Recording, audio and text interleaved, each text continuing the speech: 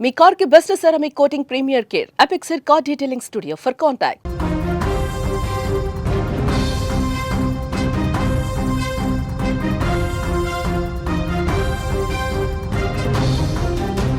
ఇటీవల పెరుగుతున్న రోడ్డు ప్రమాదాల సంఖ్య ఆందోళనకరంగా మారింది. ఒక రోడ్డు ప్రమాదం మరవక ముందే మరొక రోడ్డు ప్రమాదం వెలుగు చూస్తూనే ఉంది.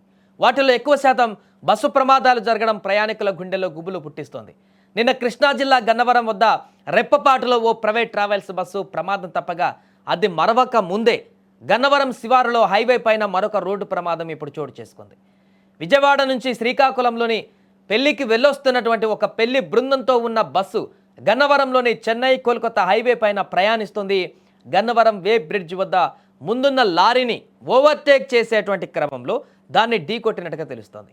ఈ ప్రమాదంలో బస్సు ముందు భాగం చాలా వరకు దెబ్బతింది. బస్సు డ్రైవర్తో పాటు బస్సులోని ప్రయాణికులు కొంత గాయపడ్డారు. ఇదే ప్రమాదంలో బస్సును కారు వెనక నుంచి ఢీకొట్టగా కారులో ప్రయాణిస్తున్న వారు కూడా తీవ్ర గాయాల పాలయ్యారు. ఘటనా స్థలానికి చేరుకున్నటువంటి పోలీసులు విచారణ చేపట్టారు. క్షతగాత్రులను చికిత్స నిమిత్తం ఆసుపత్రికి తరలించారు. అయితే ఎటువంటి ప్రాణ నష్టం జరగకపోవడంతో అందరూ ఊపిరి పీల్చుకున్నారు.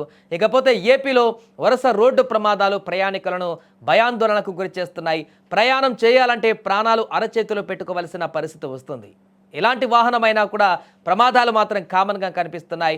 బస్సులో వెళ్ళినా, సొంత వాహనాల్లో వెళ్ళినా, ఎక్కడ వెళ్ళినా కూడా హైవేలకు ఎక్కి ప్రయాణం కొనసాగిస్తున్నామంటే ప్రాణాలు అరచేతిలో పెట్టుకొని వెళ్ళవలసిన పరిస్థితి ఈ రోజుల్లో నెలకొంది. అధిక స్పీడా లేకుంటే డ్రైవర్ నిద్రమత్త, క్షణికపాటి నిర్లక్ష్యమా, ఏదైనా కానీ ఎలాంటి కారణమైనా ఉండవచ్చు. కానీ ఆ కారణంగా అనేక మంది ప్రాణాలు బలైపోతున్నటువంటి దృశ్యాలు రోజు కనిపిస్తున్నాయి, నిత్యం కనిపిస్తున్నాయి. రోడ్డు ప్రమాదాల్లో చనిపోయినటువంటి వారి సంఖ్య రోజు రోజుకు పెరిగిపోతుంది. రెండు తెలుగు రాష్ట్రాలలో దేశవ్యాప్తంగా కూడా ఇలాంటి పరిస్థితి ఏర్పడింది.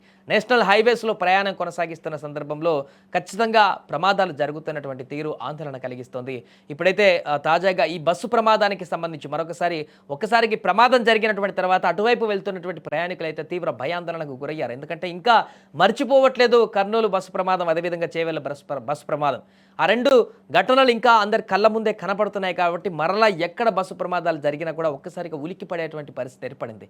మరలా ఏమైనా ప్రమాదం, భారీ ఎత్తున ప్రమాదం జరిగిందా, ఏమైనా అయిందా అని చెప్పేసి ఒకసారి అటెన్షన్ అయితే అక్కడ కనిపిస్తుంది ప్రతి ఒక్కరు అటువైపు వెళ్ళేటువంటి వారు. కానీ ఇక్కడ ప్రమాదం జరిగిన తర్వాత ఎవరికి ప్రాణానికి ఎలాంటి నష్టం జరగకపోవడంతో అంతా ఊపిరి పీల్చుకున్నారు.